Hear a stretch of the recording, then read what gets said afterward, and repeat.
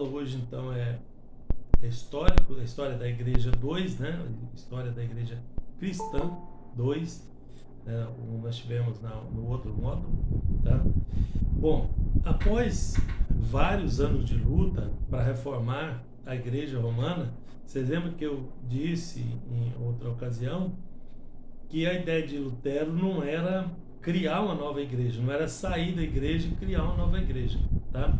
O caminho que ele escolheu era reformar a igreja, colocou lá as teses e tal, e se colocou disposto a batalhar, a responder, né, teologicamente, com todos que quisessem, mas não deu certo, né? Então percebeu-se em um caminho onde era impossível retornar a igreja para famosa, né, e que eles consideravam santa, né, a Santa Igreja Católica Romana, tá? A sua separação definitiva com a Igreja Romana deu entre os anos 1522 e 1530. Lembrando que ele colocou aquele protesto dele em Wittenberg, na Alemanha, né, na igreja, né, na Basílica de Westminster, foi em 31 de outubro de 1517, tá? Então, passados alguns anos, né, ele viu que a igreja não conseguiria voltar a ser o que era antes, tá? Mesmo ele lutando aí, pelejando com... Não foi sozinho, vou mostrar vários companheiros deles para vocês, já falamos de alguns na aula passada, tá? Bom, ele e os seus seguidores iniciaram então outra forma de cristianismo, né? Que para eles era pura, né? Saudável e em concordância com a igreja primitiva, não a igreja que eles estavam vivendo, mas era uma igreja que concordava com a doutrina apostólica, a doutrina dos apóstolos, tá? Essa era a intenção dele, né? De Lutero e dos reformadores, era voltar a igreja para a forma primitiva, para a igreja apostólica, no caso, tá?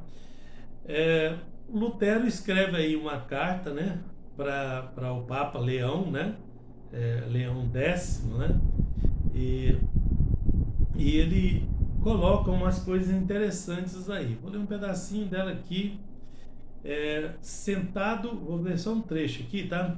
Sentado como um cordeiro em meio aos lobos, como Daniel em meio aos leões, né? E como Ezequiel entre os escorpiões, movido este sentimento, sempre lamentei, excelentíssimo Leão. Está falando com o Papa Leão X, tá? Que fosse feito pontífice nessa época, pois eras digno de tempos melhores. Já a Cúria Romana não mereces ti nem pessoas semelhantes, e sim ao próprio Satanás, que na verdade reina mais que tu nessa Babilônia, né? Ele falou para o Papa que Satanás reinava mais que ele nessa Babilônia, que ele estava se referindo à igreja como uma Babilônia, né, do que estava acontecendo. Então, já estava bem adiantada aí, né, a situação da reforma, e ele então se colocou nessa posição aí.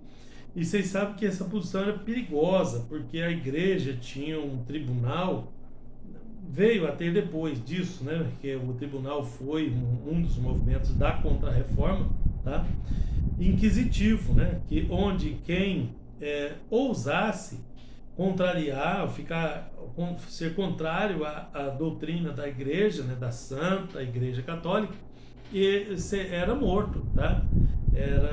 Muitas pessoas morreram aí na Inquisição.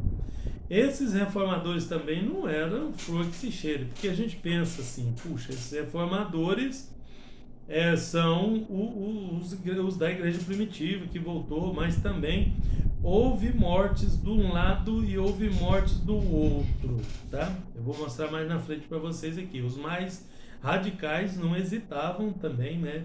É uma coisa da época, né? Vindo depois do Império Romano e aquela coisa terrível ali, tá? Mas não vamos deixar de fora essa parte da história também, tá? O estabelecimento das ideias de Lutero e demais movimentos reformistas, tá? Que surgiram na época, porque não era só de Lutero, aí começou a pipocar mais pessoas interessadas nesse movimento aqui, tá? Então, após romper definitivamente com a Igreja Romana, né, nessa carta do leão aí vocês viram que, né, ele cutucou o leão com a vara curta, né? Literalmente, ele cutucou o leão com a vara curta, né? Então ele começou, a partir daí, Lutero começou a esboçar a sua teologia, a teologia dele, né? E dos reformistas. Embora ele tenha feito uma teologia completa da reforma, né, ele se dedicou a sistematizar as principais bases da salvação humana, porque a conversão dele, ele já padre e tudo, né? Vocês viram aí que a conversão dele foi a partir de um texto de Romanos, tá? E a partir daí ele começou a sistematizar as bases da salvação, tá? De como deveria ser a salvação. Ele enfatizou também ideias de Agostinho, 354, nós estamos falando aqui em 1522, 1530, né? Agostinho lá atrás, 354 ano Domini, né? Da era cristã, da nossa época, tá? Ou DC, né? Costuma-se usar aqui no Brasil muito DC, mas o correto mesmo é o latim Anno Domini, tá? Acerca da salvação, pois para ele, Agostinho, né? Esboçou muito bem essa questão, tá? Agostinho tinha, para Lutero, tá? Agostinho tinha esboçado muito bem essas coisas. Então ele enfatizou as ideias, né? A teologia sistemática de Agostinho, tá? Que estava meio esquecida aí os escritos de Agostinho aí 1200 anos depois do seu tempo, tá? Bom, agora, acerca da liberdade cristã e da salvação, olha o que Lutero escreveu, tá? O caminho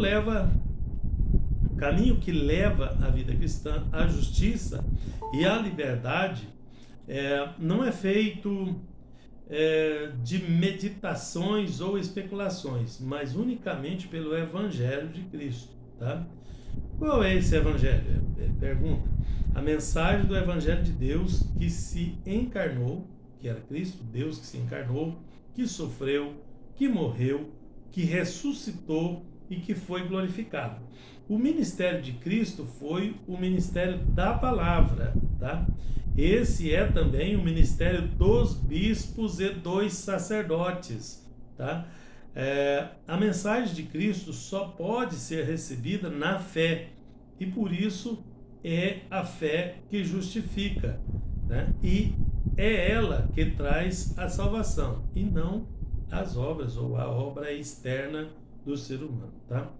Com essa declaração, Lutero ensina para os seus seguidores que somente a fé pode levar o homem a ser salvo, pode levar o homem a se aproximar de Deus, tá? E que o ministério dos bispos e sacerdotes deve ser pautado nas palavras de Jesus, tá?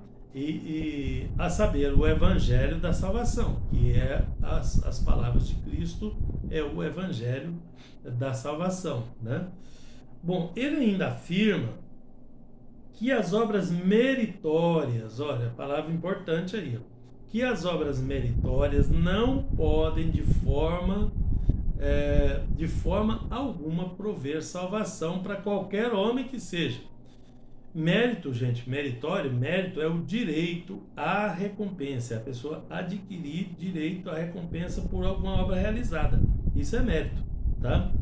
Honra, o mérito é honra a uma coisa que a pessoa fez por merecer, tá? Então o mérito se refere a isso.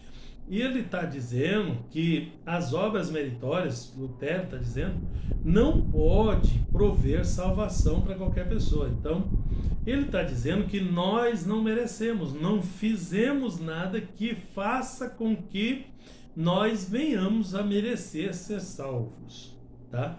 Ele propõe um cristianismo, Lutero, está falando de Lutero aqui ainda, tá? Depois a gente vamos falar de outro. Ele propõe um cristianismo pautado na fé e na autoridade das Escrituras, que são superiores à autoridade humana na igreja. Lutero teve que criar a sua própria organização eclesiástica para se estabelecer com os seus seguidores, tá? Juntamente com o seu colaborador, discípulo Melanchthon. Esse Melanchthon tem uma participação importante na história da Reforma, tá? E ele, junto com Lutero, elaborou um sistema eclesiástico para que se pudesse, para que se estabelecesse, né, com maior propriedade, né, estabeleceu o evangelho, né, o evangelho apostólico com maior propriedade. Bom, em 1530, diz Carnes, né, o Carnes escreveu isso aí, reuniu-se a Dieta de Augsburg. Dieta era mais ou menos um concílio, uma reunião, né? Nós chamamos hoje de convenção. Dieta era mais ou menos isso, tá? E com a aprovação de Lutero, Melanchthon elabora a Confissão de Augsburgo. Confissão de Augsburgo, ele apresentou essa confissão nessa dieta, nessa convenção ele apresentou a Confissão de Augsburgo. Lembra que eu falei para vocês que a nossa confissão de fé, a que nós usamos, é a Confissão Oficial das Assembleias de Deus no Brasil, né? É o credo, é no que cremos. Eu deixei uma cópia para vocês lá no grupo, né?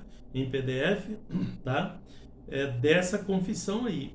Ela foi a inicial, feita por Lutero e por Melanchthon, mas ela sofreu algumas alterações, ela era meio exagerada, na verdade, tá? A base dela é doutrinária e é a que nós usamos até hoje, tá? A base.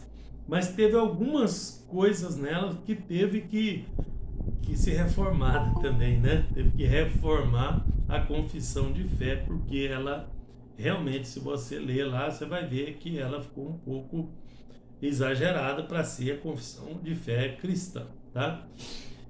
Então ela foi transformada em credo oficial da Igreja Luterana, porque depois da Reforma, os seguidores de Lutero começaram a ser chamados de luteranos, né? E na verdade teve outras pontas dessa reforma aí, tá? Porque Lutero era alemão, mas teve na Suíça e teve na Holanda, as duas principais, tá? Com Calvino, né? Com João Calvino na Suíça, né? E com Armínio, na Holanda, tá? Jacó Armínio na Holanda. Bom, mas esses aí foram chamados de luterano, tá? Então, essa confissão, chamada de Confissão de Augsburgo, porque foi o local que foi a reunião, tá? Ali entre a Suíça e a Alemanha, ali mais ou menos onde era a Tchecoslováquia, por ali, tá? Que aconteceu essa reunião, que foi apresentado isso aí, tá?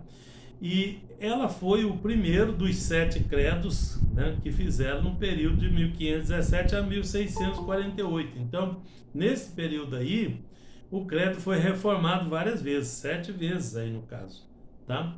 O grande período da formulação doutrinária do protestantismo. Então, ele foi construído, né? Não saiu perfeito, não é como a Bíblia, né? Não é como a palavra de Deus que já vem pronta, né?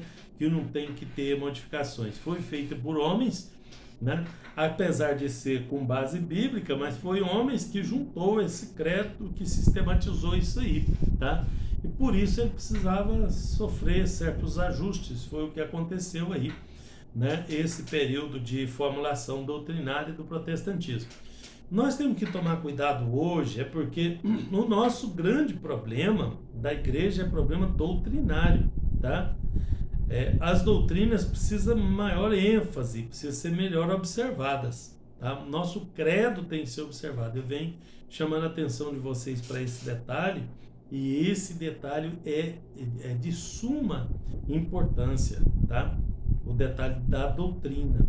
Porque senão fica uma reunião, fica uma festa, fica tudo, menos igreja evangélica, porque o evangelho é essa doutrina, tá?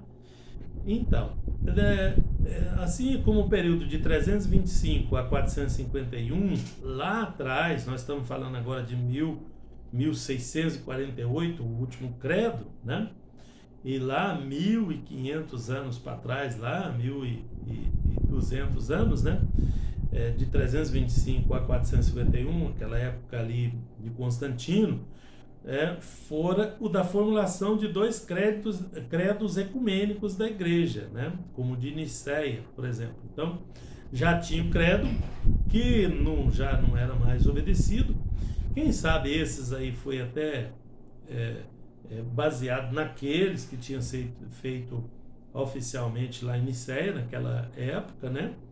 Mas o certo é que Lutero e Melanchthon se uniram, formularam os dogmas iniciais do protestantismo, da Igreja Nova nascente, né, acerca de como seria essa organização eclesiástica, e sobre a salvação humana, que para eles era baseada na fé em Cristo e não nas obras meritórias, como nós já vimos ali. Tá? Bom, Carnes escreveu ainda que Lutero recolocou a pregação no seu devido lugar. Tá? Hoje nós temos esse problema também, porque tem muitas metodologias, muitas coisas para divulgação, para entendimento da palavra. Usa-se métodos modernos, né? De psicologia, de marketing, né? E assim vai, para fazer com que haja mais pessoas assistindo. Tem muito autoajuda inserido no meio dos sistemas, tá? E o que precisava era inserir mais doutrinação, né? O que fez aqui Lutero era recolocar a pregação no seu devido lugar. A igreja tinha passado para esse lado aí, ela estava naquela fase de querer de ter que juntar as pessoas, de começar a arrumar sisteminhas, jeito de arrecadar e não sei o que, aquelas coisas todas.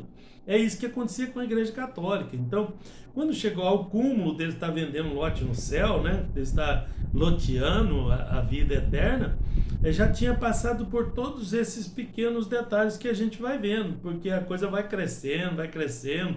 Então hoje você vê o sujeito vendendo rosa ungida, óleo extraído lá debaixo do joelho do ministro nas montanhas do Sinai.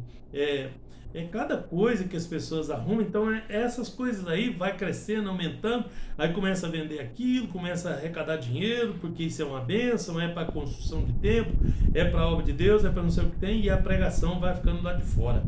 O que Lutero fez foi recolocar a pregação no seu lugar, restabeleceu ela como meio de instrução espiritual que havia sido usado na igreja primitiva. Acima de tudo, ele levou a sua geração, Lutero, a perceber que a cultura não era apenas uma questão da razão, mas da regeneração pela fé em Cristo.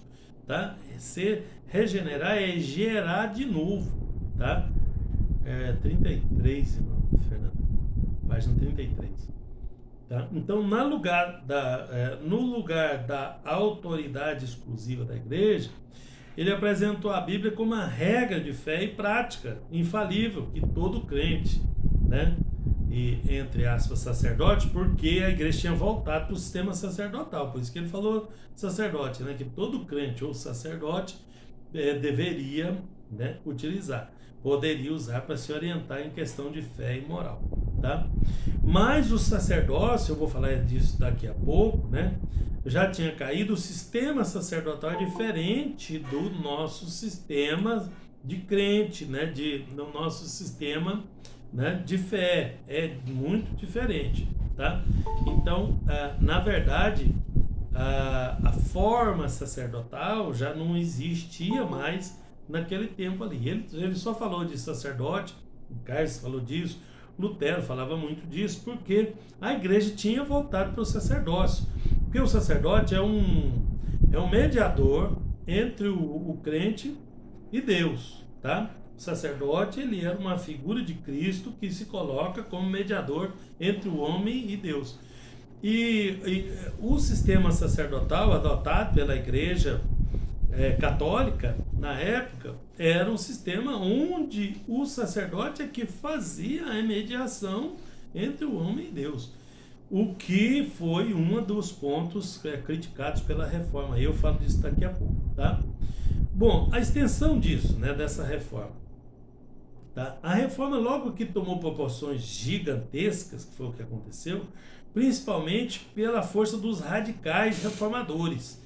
Surgiu, pipocou dentro da igreja. Vocês imaginam, a igreja já estava apostatada, muita gente contrariada, tem muita gente conservador dentro da igreja, tudo. Vocês sabem que o tempo todo foi assim, em todas as épocas foi assim, né?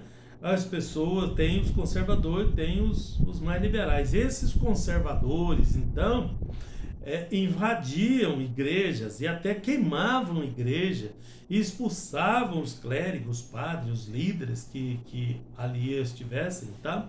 Então, não houve atrocidade só do lado da Igreja Católica que criou a Inquisição, não, tá? A Inquisição, inclusive, foi das medidas contra a reforma, tá? Mas a coisa começou a andar em um outro passo. Logo em seguida, na Suíça, né, do lado da Suíça, aparece Eurico Zwingli, tá? A Suíça foi palco da manifestação desse grande homem, né, alicerçado no movimento radical. Esse Zwingli, que é o nome dele, era um radical, tá? De 1484.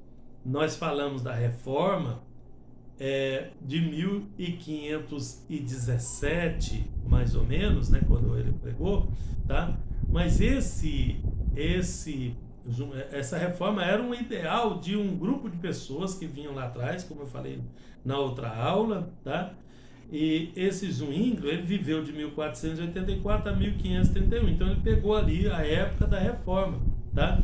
Ele faz parte da primeira geração de reformadores e, após ter contato com as ideias de Lutero, Zwingli passou a pregar contra a obrigatoriedade dos dízimos, né, e das ofertas por parte dos fiéis. Ele se opôs a todos os ensinos da Igreja Romana, que se envolveu em vários debates, né, nos cantões da Suíça. Cantões, olha que interessante. Você fala, mas por que ele põe esse nome estranho aqui no meio do...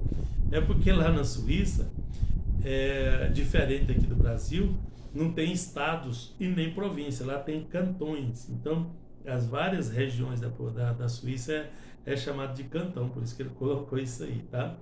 Então, ele se envolveu em vários debates nas várias regiões da Suíça. Ele venceu todos eles, porque tinha Bíblia, né? E conseguiu estabelecer, né, fortalecer a reforma, recolocando a Bíblia como a única regra de fé para a igreja, tá?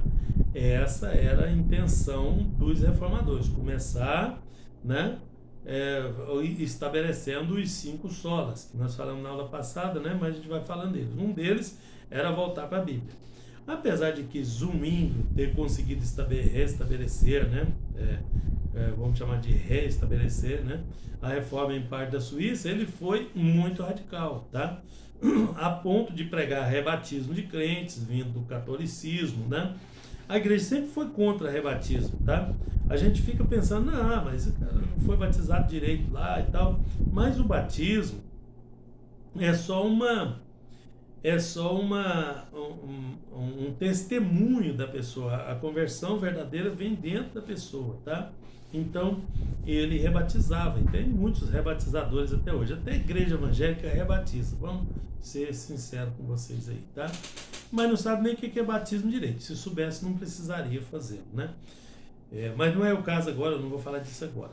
Ele também rejeitou a autoridade dos concílios, que aquela dieta lá era um dos concílios, tá? Concílios ecumênicos da igreja, bem como toda a tradição, né? Colocando unicamente a Bíblia, porque tem um monte de regras de tradição e tudo da igreja ali, tá? Então ele rejeitou toda essa tradição, colocando a Bíblia como a base do ensino para os cristãos, tá? ensinou que a ceia era simplesmente um memorial e rejeitou a posição católica. Olha, gente, tudo que eu estou falando para vocês aqui, em maior ou menor quantidade, existe nos nossos dias. Eu mesmo já vi muitas vezes pastor subir no púlpito e falar: olha, gente, vamos fazer uma oração aqui e vamos orar para que Deus transforme esse pão aqui em carne, que é a carne de Jesus, e transforme esse vinho em sangue, que da agora para frente esse pão é a carne, esse vinho aqui é o sangue, né? Que é a doutrina da transubstanciação, da mudança de substância que a Igreja Católica pregava na Idade Média, tá? Então, era a base doutrinária da Reforma, inclusive com Zwinglio. Ela rejeitava essa doutrina da transubstanciação, que a ceia não é uma coisa santa como eles fazem, né? Essa transformação toda, ela é um memorial, uma mnemônica para a gente lembrar que Jesus morreu. Isso aqui representa a carne, isso aqui representa o vinho, uma representação para a gente não esquecer da obra que Cristo fez. E aí muita gente, né, vai, pega isso e transforma nisso na transubstanciação, onde a carne se transforma, o pão se transforma na carne e o vinho se transforma literalmente no sangue, né, como afirma alguns, tá? Então isso é uma... Sim. Então, baseado nessa ideia, então qualquer um pode participar da ceia, independente se é batizado ou está em comunhão com a igreja, porque na nossa igreja só quem é batizado que participa da ceia, né? Não, aí tem uma coisinha, porque a ceia é um memorial, né? Mas quem participa do corpo e do sangue são pessoas que têm condição de discernir o que é o corpo e o sangue, entendeu? Porque se ele não discernir isso e comemorar isso indignamente, sem estar digno, então ele vai receber uma condenação por isso, não por causa do elemento, mas por causa do entendimento. Então a obrigação da igreja é ensinar, né, a pessoa o que é o pão, o que é o vinho, o que é a ceia, o que ela representa na obra toda. Entendeu a obra? Entendeu? Então serve a ceia. Então a igreja não pode impedir, tá? A igreja não pode usar isso como castigo também. Tem igreja que usa, não é o caso de vocês não, mas tem igreja que usa, não. A pessoa fez uma coisa errada lá, então ele vai ficar sem tomar ceia. Não dê a ceia para ele, ele não vai. É ele que examina. A Bíblia fala: examine-se o homem a si mesmo, depois coma desse pão e toma desse cálice. Ele examina se, né? Não é examinar se ele está santo, se ele sem pecado, não, porque isso não implica na ausência de pecado. A Bíblia fala que todos pecaram, se for para estar santo, né? Porque o próprio Judas, Jesus deu a ceia para ele, tá? Então é só um esclarecimento aí, tá? A igreja tem que ensinar o que é esse memorial, para que serve. Porque senão a pessoa fica comemorando isso como se tivesse tudo bem, e ele não está bem nada e pode ser condenado por isso. Não por ter tomado a ceia, mas por não estar digno. Não estar digno leva ele à condenação com ceia ou sem ceia. Concorda comigo? Tá? Então a ceia, se a gente analisar das várias formas, ela vai dar no mesmo lugar. É só um memorial, é só uma lembrança. Tá? Entendi.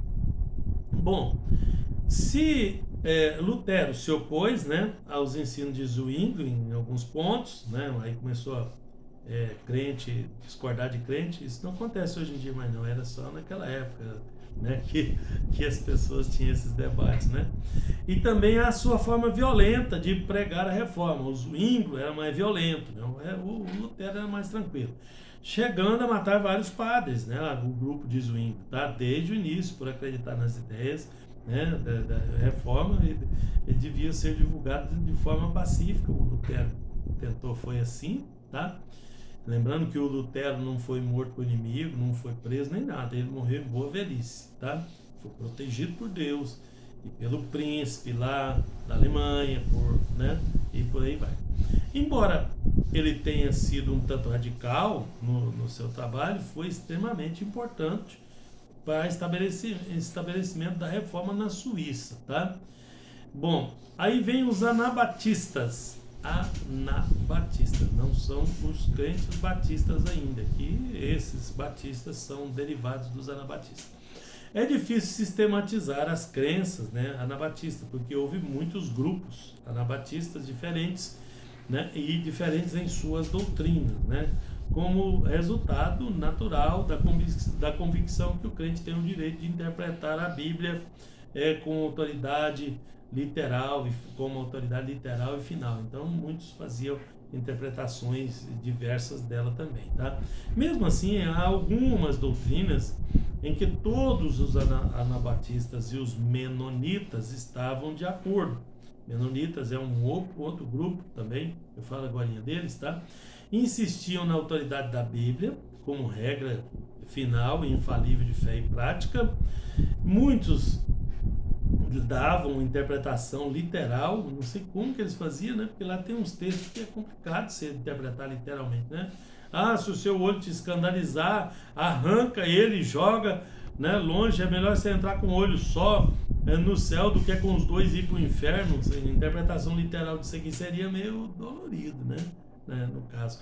Mas certo, eles pegavam aquelas partes que era mais fácil e interpretavam literal, e a outra, não, isso aqui era mais espiritual. Não tem jeito, na verdade, de interpretar tudo literalmente, né?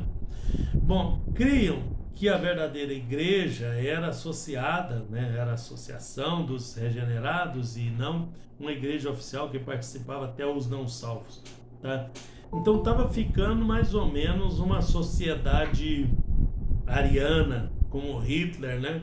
Escolhendo, né? Hitler queria escolher quem era o soldado universal, né? Quem é que vivia, quem é que morria, né? Então ele escolheu dizimar as minorias, tá?